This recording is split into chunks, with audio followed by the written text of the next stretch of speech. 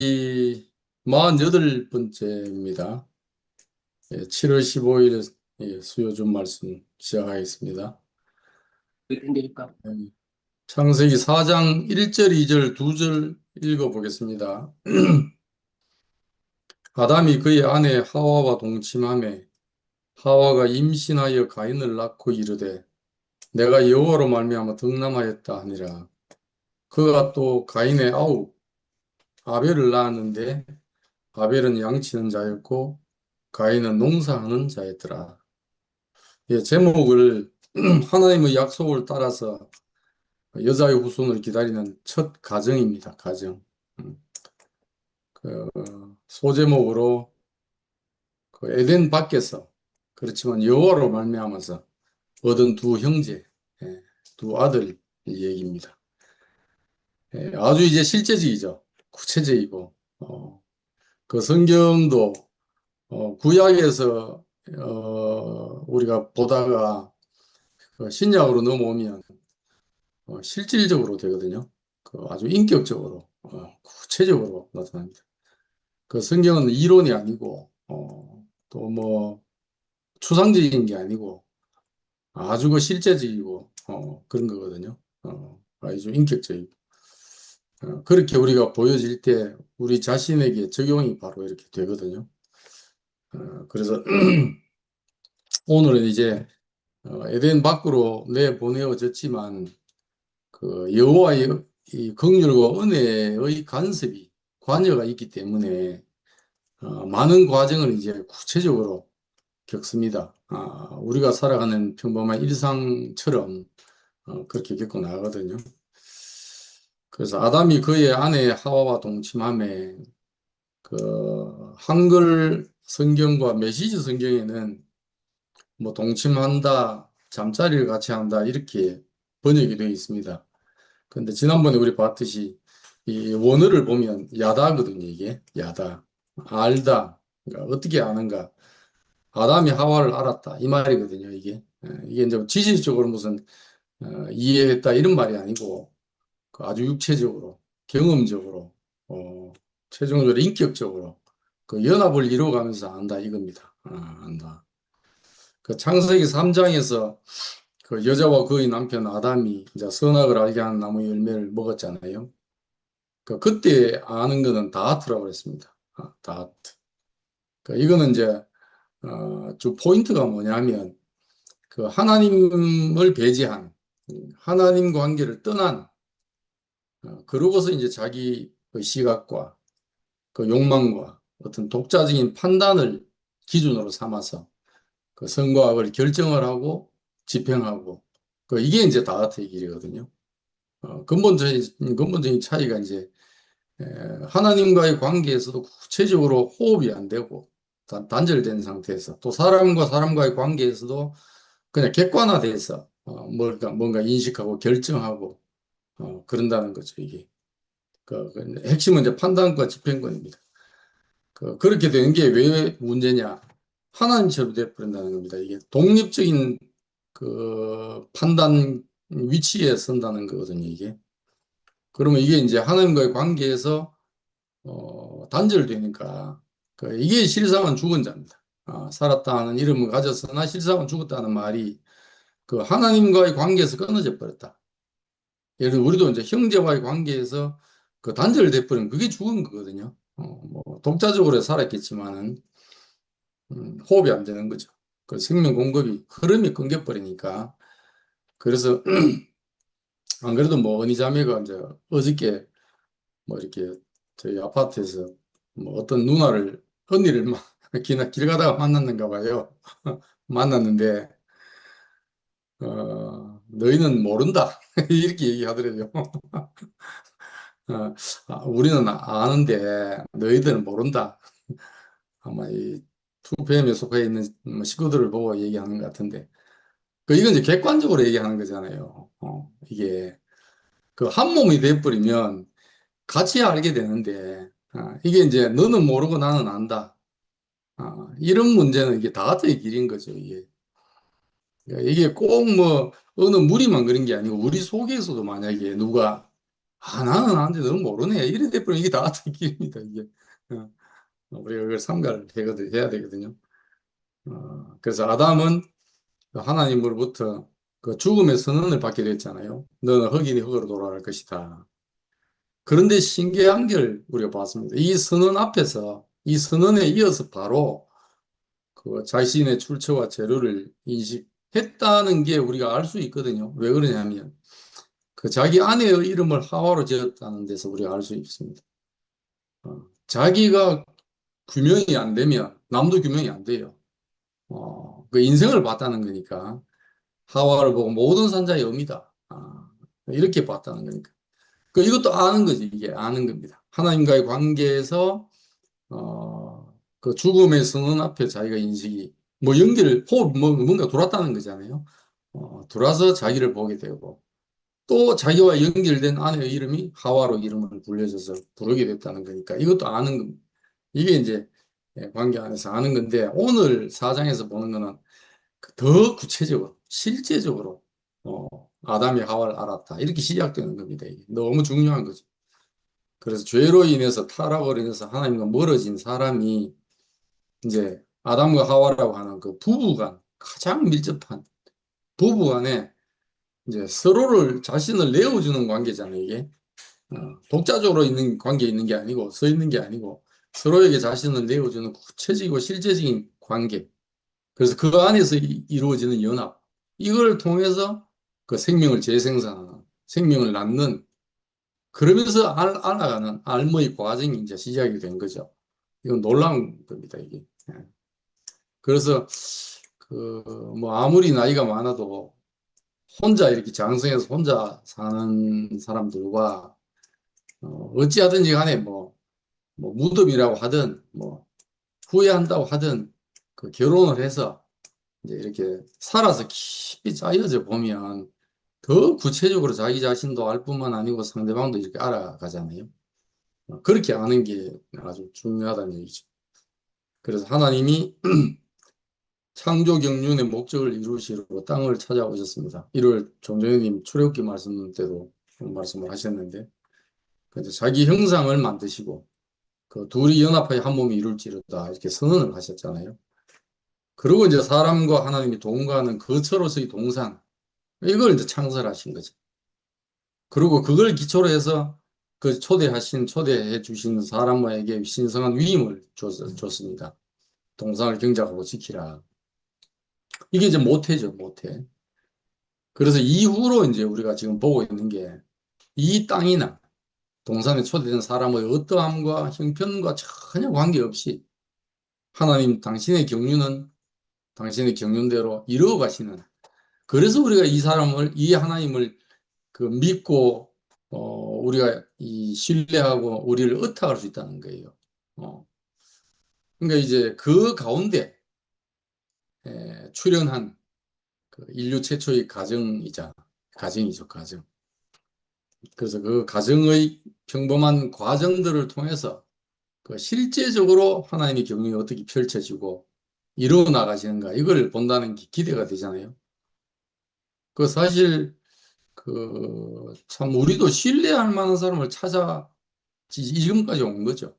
신뢰하는 만한 사람을 그 땅에서 하나님을 마음을 가지고 있고 우리를 유한한 인생 속에서도 의탁할 사람 이렇게 찾는 거죠. 그래서 우리가 이제 어떻게 보면 뭐 맹목적으로 따를 수는 없는 거죠. 진짜 내 인생을 맡겨도 되는 사람인지 내가 하나님의 경륜에 비춰서 내가 봐야 되는 거죠. 내 자신도 물론이고. 그래서 내가 여호와로 말미암아 덕남했다. 가인을 낳고 그랬습니다. 내가 여호와로 말미암아 덕남했다. 그래서 하와는 에덴 동산에서 쫓겨나서 이제 동산 밖에서 가인을 낳았습니다. 그 내가 여호와로 말미암아 덕남했다니까 한 남자를 얻었다 이렇게 돼 있어요. 원어에 가깝게 우리가 보면 한 남자를 얻었습니다. 이렇게 그렇게 고백하거든요. 그래 이것은 이제 창세기 3장 15절에서의 그 하나님의 약속에 따른 소망과 직결됩니다. 하나님은 여자에게 뱀에 속아서 선악과의 열매를 따먹었음에도 불구하고 그 타락한 여자를 향해서 뱀에게 뭐라고 그랬냐면 그 여자의 후손은 너의 머리를 상하게 할 것이다. 그러니까 여자의 후손에 관한 첫 구원의 약속을 하시거든요. 이걸 이제 뭐 신학에서는 그 원시복음이라 합니다. 이걸 원시복음이다. 첫 구원의 약속이다. 근데 에덴 동산에서 쫓겨난 후에 이제 절망 속에 있던 하와가 이 하나님의 약속이 기억날 거 아닙니까? 이렇게 약속하셨다. 그 첫 아들 낳고 이제 첫 아들 가인을 낳고 구원의 기쁨과 소망을 표현한 거죠. 내가 얻었습니다. 얻었습니다. 그런데 여호와로 말미암아 얻었습니다. 그 여호와 약속에 터잡아서 얘기하는 거죠. 그래서 하나님의 죽음의 선언 속에서도 그 하나님의 생명은 이어가신다. 이게 우리 놀라운 긍휼입니다. 심판 가운데서도 그 하나님이 인생에 부여하신 축복, 생육하고 번성해라, 번성할 것이다 하는 창조 경영을 거두시거나 포기하지 않으셨다. 우리가 이게 창세기를 보면서 너무너무 감사하잖아요. 그래서 여자의 후손에 대한 약속을 이어가십니다.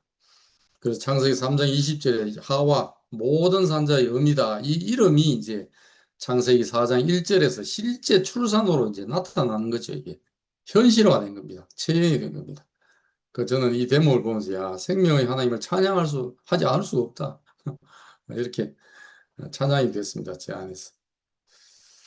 그래서 하와가 임신한 이제 가인을 낳고 그리고 이제 저도 이번에 이제 눈에 확 띄어 들어왔는데요. 뭐 이때까지는 가인을 낳고 또 뭐 아벨을 낳았다, 뭐 두 아들 낳았다 이렇게만 뭐 피상적으로 내 머릿속에 있었거든요. 근데 이번에 이제 보면서 그 아벨을 지칭을 어떻게 하냐면 둘째 아들 낳았다 이렇게 안 돼 있고 가인의 아우 형제를 낳았다 이렇게 돼 있어요. 이게 의미가 있더라고요. 그래서 하나님은 여자의 타락과 심판 속에서도 생명의 길, 저 임신의 길을 닫지 않았다. 그 단지 해산의 고통을 더했을 뿐이다.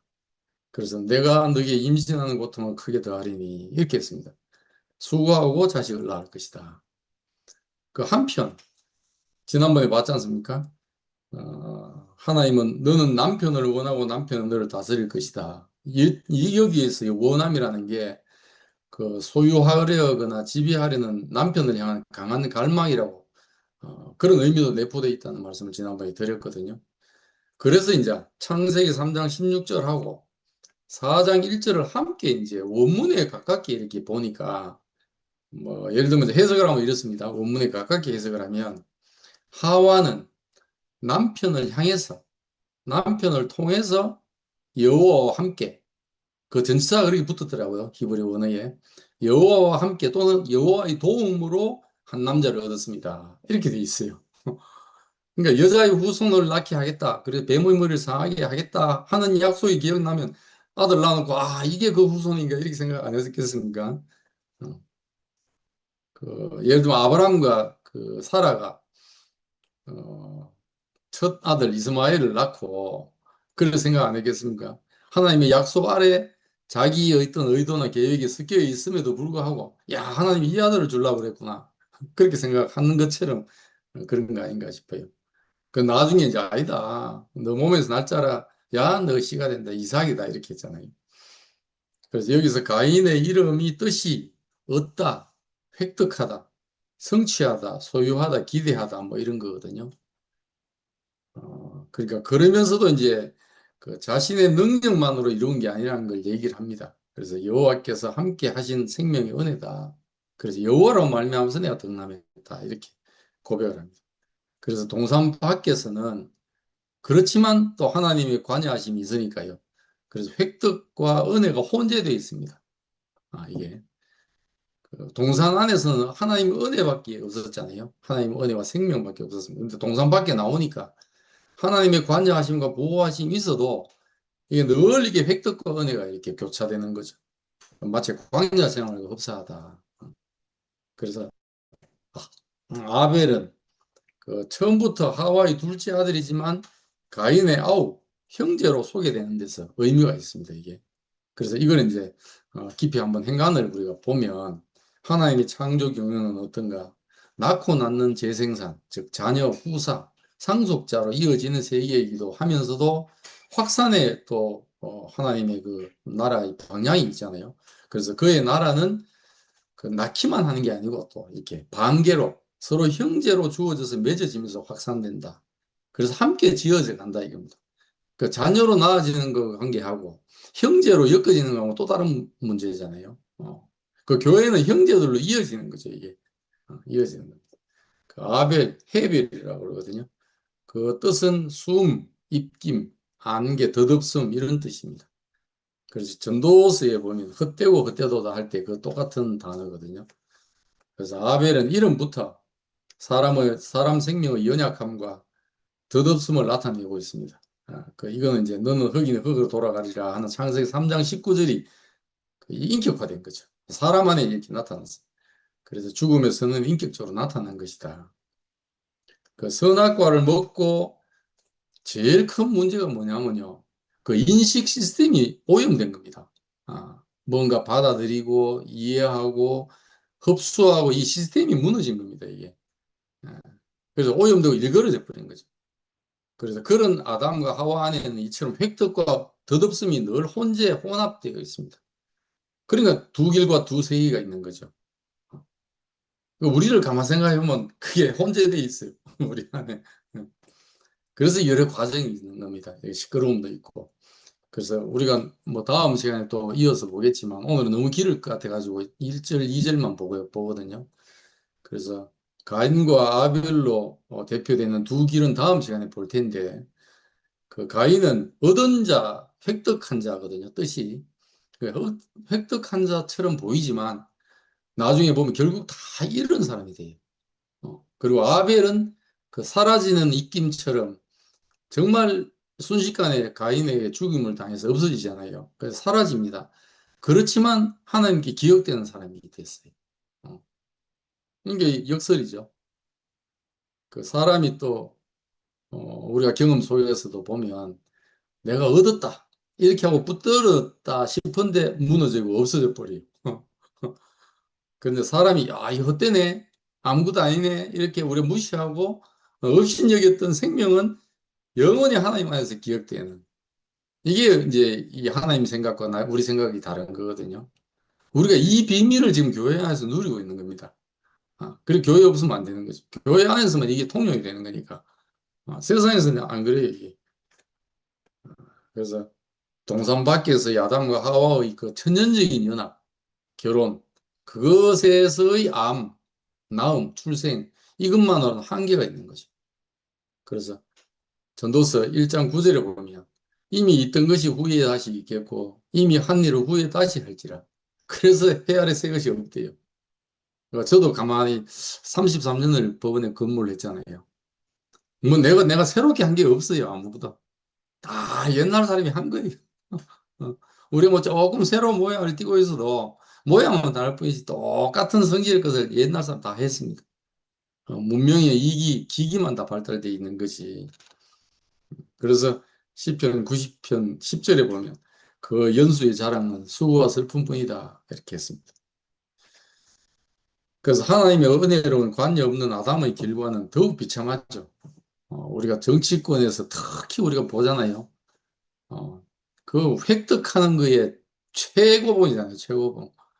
그래서 획득한 길을 가는 사람도 보면 끝이 뭐 뛰어내리든지 뭐 감옥 가든지 폐가 망신하든지 다 이런 거거든요. 최근에 보니까 뭐또 직전 뭐 청도 군수가 또 이렇게 유명을 달리했던데요. 참 이런 걸 보면 우리 안에서 하나님 안에서 또 동물들도 고대하는 바가 있는 거예요. 새롭고도 산 길이 나와야 되겠구나. 음, 그래서 하나님 경륜에 합당한 새 사람이 나와야 되겠구나. 이건 저절로 소망이 되는 겁니다. 그게 이제 아브라함과 다윗 자손 예수 그리스도 세계. 그리고 예수 그리스도와 그의 형제 자매된 지체들이 나라. 이게 이제 우리가 맛보고 있는 겁니다. 이게 교회 생활을 한다는 게. 그래서 저도 이제 이 말씀을 보면서 참 제 인생을 뒤돌아보니까요. 그 지난번에 느부갓네살 왕의 그 신상 그랬는데 떠인 돌 하나에 와르르 무너졌다는 말씀을 나눴잖아요. 그 생각이 나면서 제 자신이 그렇게 됐구나 싶은 생각이 들어요. 저도 뭔가 뭐 어려운 공부해서 뭔가 획득했지 않겠어요. 그랬는데 은희자매를 만났습니다. 은희자매는 뭐 저 같은 사람 결혼 생각하고 만난 게 아니거든요. 어찌하다 보니 이제 만났는데, 그래서 이제 둘이 결혼을 했잖아요. 이제 아담과 하와 결혼해서 살듯이 결혼을 해서 이제 생활을 이어나가는데, 우리 집사람이 볼 때는 뭐 신앙인이라고 해서 좀 독특할 줄 알았대요. 뭔가 있겠지 했는데 없는 거라. 자기와 비교 없는 거예요. 어, 그러니 저보고 하는 말이요. 기가 찬참. 지구멍에도 들어가고 싶은 말. 부모로부터 물려받은 머리로 자격증 하나 딴 것뿐이네. 야, 이 말 하는 거예요. 그러니 집 안에서 그런 말을 하는 사람이 딱 버티고 있으니까 밖에 나가서 자랑할 수 없는 거예요. 밖에 나가서 뭐라고 해도 영감님이라는 소리 뭐 한두 번 들어봤거든요. 우리 시대는 좀 바뀌어가지고 그런 얘기는 안 하는데, 그래 본들 집에 딱 들어오면 부모로부터 물려받은 머리 그걸로 자격증 하나 딴 것 뿐이잖아. 와, 참 신상이 무너지듯이. 그러고 남은 게 뭡니까? 나는 이제 종교인 이거 남아있거든요. 근데 우리 집사람 하는 말이 이 모양 이 꼴로 독실한 크리스찬이라는 별명 듣고 살았어요. 와, 참 박살내불. 지금 생각해보면 그런 자매를 하나님이 안 붙여줬으면 그 유대인 종교인의 위선이 어찌 깨어질 수 있겠으며 새로운 세계를 어찌 볼 수 있겠으며 정말 이런 자매를 붙여준 게 신의 한 수입니다. 너무너무 감사합니다. 그러니까 뭐 나의 성취와 자랑이 와르르 무너지는 거죠. 그래서 이방인과 유대인이 합해져야 돼요. 십자가의 도는 이방인과 유대인이 담을 흘렀다. 그래서 유대인과 이방인 안에서 서로 실제를 봐야 되거든요. 음. 하나는 잘리고 하나는 꺾이고 이래야 되거든요. 그래서 새 감람나무에 접붙임을 당해야 됩니다. 이 획득하는 삶의 비유를 최근에 어디 유튜브로 보니까 그 강남스타일 불렀던 가수 싸이라는 가수가 있거든요. 그 친구가 나와가지고 하는 말이 자기가 가장 힘들었을 때가 언제인지 한번 맞춰보세요. 이렇게 질문을 해대요. 그래 답이 뭐냐면 강남스타일 딱 뜨고 그 다음 직후래요. 왜 그러냐? 자기는 강남스타일이 뜨려고 떠서 뜬 게 아니고 왜 뜬지도 지금도 모른대요. 그 노력 없이 했는데 그냥 뜬 거잖아요. 유명해진 거예요. 근데 그 다음에 걱정이 되는 거예요. 야, 이만한 노래를 만들어야 되는데 그 고통이 너무 힘든 거예요. 그 획득하는 삶의 고통이 이겁니다. 어, 그래서 너무 감사해요. 그래서 아벨은 양치는 자였고 가인은 농사하는 자였다 이랬습니다. 그 창세기 3장의 땅과 가죽 옷이 가인과 아벨의 현실적인 삶의 모양으로 이어집니다. 이게 그 가인은 땅 아담아를 경작하는 사람이 되었습니다. 그 땅은 너로 말미암아 저주를 받고 너는 평생의 수고하여 소산을 먹으리라. 이 가인의 삶은 아버지 아담의 일을 선계성해서 땅을 경작하는 자가 되었습니다. 그리고 여호와 하나님이 아담과 그의 아내를 위해 가죽옷을 지어 입혔다 했잖아요. 이 가죽옷은 지난번에도 말씀드렸죠. 동물 생명의 희생이 전제가 됩니다. 그 아벨은 양을 치는 사람이겠죠. 그 아벨의 생명은 희생된 동물처럼 실제로 사라지는 입김처럼 짧았습니다. 그 가인의 농업은 저주받은 땅을 일구어 생존해야 하는 사람의 현실적인 삶. 또 아벨의 목축업은 가족옷과 제사에 필요한 동물을 돌보는 생존 방식. 그 이렇게 이제 보여준다고 볼 수 있거든요. 그렇다고 해서 각자의 직업 자체의 뭐 좋다 나쁘다 이걸 말하고 있는 게 아닙니다. 그러니까 다음에도 보겠지만 아벨과 그 제사, 가인과 그 제사, 그 사람의 문제지 직업의 문제는 아니거든요. 그래서 창세기 4장 1절과 2절은 그 단순한 가인과 아벨의 출생 기록이 아닙니다. 아니고 온 인류 안에 존재하는 그 혼합되어 있는 두 길과 두 삶을 보여주는 거다. 그 창세기 3장의 죄와 심판 그리고 구원의 약속이 자신의 경륜을 포기하지 않으신 하나님의 도우심으로 동산 밖으로 내어보내진 사람의 가정 속에서 자녀 출산 이런 평범한 생업이라는 평범한 일상 속에서 어떻게 소망과 절망이 이렇게 교차되면서 펼쳐지는가를 보여주는 서막이죠. 그 속에 우리는 남들이 못 보는 걸 뭘 보냐 하면 평범한 일상만 보는 게 아니고요. 또 우리도 평범한 일상을 살아갑니다. 세상에 있는 사람하고 진배 없이 살아가거든요. 근데 여기에 다른 게 있습니다. 내용물이. 그게 뭐냐?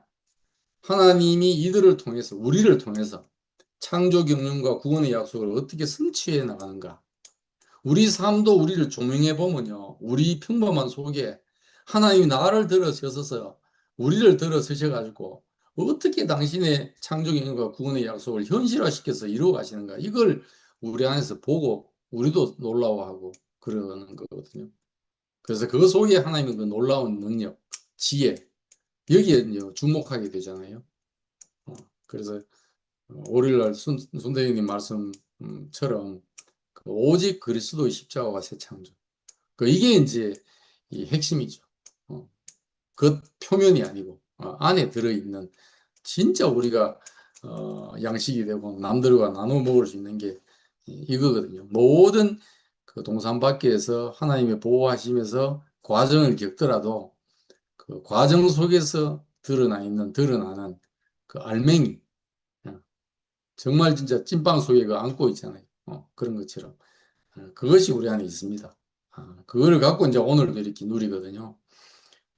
그래서 시간이 조금 남았으니까 그 하나 생각나는 게 오늘 또 이제 상담을 했는데 그 학교 폭력을 상담을 하면서 참 너무 참 안타까울 때가 많거든요. 특히 뭐 초등학생들 그걸 이제 상담할 때마다 참 너무 마음이 아파요. 뭐 초등학교 6학년 해봐야 뭐 중학생들 이런데 옛날에는요 집에서 양육을 하고 많은 가족들이 서로 그 안에서 짜여지면서 이렇게 훈육이 되고 양육이 되기도 하고 부모의 권위도 있고 또 학교에는 또 훈육의 그 선생님들의 권위가 있었잖아요. 그래서 학교에서 뭐 선생님들이 훈육도 하고 본을 보이시기도 하고 이렇게 이제 그 학교 자체 내에서 해결이 됩니다. 근데 이제 이게 이제 사회가 발달하고 이제 전부 다 이렇게 되니까 다 같은 일이 아주 뭐 심하게 되니까 이게 이제 법으로 만들어 버린 거예요. 학교 폭력에 관한 법이라고 해가지고 맹점이 뭐냐면 예를 들면 이런 겁니다. 우리 학부형도 알고 있어야 되는 문제인데 예를 들면 법이 뭐 어떻게 돼 있냐면요. 옛날 같으면 학교장이 조금 이렇게 학부형들 불러가지고 이렇게 좀 중재도 시키고 할 수 있는 수준의 사건인데 어느 한쪽에서 진단서를 내버리잖아요. 2주 진단만 내버리면요. 학교장이 처리하면 안 돼요. 교육청이 학교 폭력으로 넘겨야 돼요. 무조건. 그러니까 이렇게 법으로 이렇게 아주 굳어지게 만들어 버리니까 이게 애들 넘어갈 수도 있는 그런 과정에 불과한 것들도 오늘 상담한 것도 그래요. 정말 그냥 애들끼리 있는 일도 이게 뭐 당장 그만 뭐 진단서 끊는 거 가요. 그래 2주 진단 넘어버리면 학교에서 못 갖고 그건 넘겨버려야 돼. 그러니까 이게 너무너무 안타깝다는 생각이 들어요. 그러니까 그런 걸 생각해 보면 우리 교회가 있고 그 안에 상근이 형님과 같은 마음을 미애 누나와 같은 마음이 이게 뭡니까? 자기 자신을 내어주는 거잖아요. 그리고 애들에게 그 바라볼 수 있고 따를 수 있고 할 수 있는 뭔가가 예를 들면 오직 그리스도 십자가와 그 새 창조 그 생명 동력이 우리 안에 있다는 게 느껴지면 인생의 한계가 느껴지면 애들이 바르게 자랄 수 있는 본이 되는 거죠. 그래서 야, 참 상근이 형님 간증 들으면서도 그러고 미애 누나도 계시지만 야, 참 우리가 정말 이런 삶을 살아갈 수 있다. 이게 너무너무 복된 삶인 거죠. 너무너무 응원하고 싶고 그래서 우리 인생을 이렇게 하나님이 포기하지 않으시는 하나님의 경륜 때문에 우리가 끝없는 은혜를 입고 있다는 생각이 들고 이 속에서 그 뭐 상처뿐인 영광이 아니고 뭐 예를 들면 영광뿐인 상처, 영광뿐인 과정. 지난번에 목요일 또 월요일 날 현정이 간증을 들어 볼 때도 우리가 다 같이 느끼잖아요. 많은 과정을 겪지만 끝내는 그 하나님 품 안으로 이렇게 월요일 때도 현정이가 간증하는데 나 부끄러워요. 한데 부끄럽단 말을 자유롭게 하는 현정이 보니까 너무 귀엽대요. 너무너무 감사하고 우리 인생을 이렇게 대우하시는 하나님의 경륜, 하나님의 마음을 찬양합니다.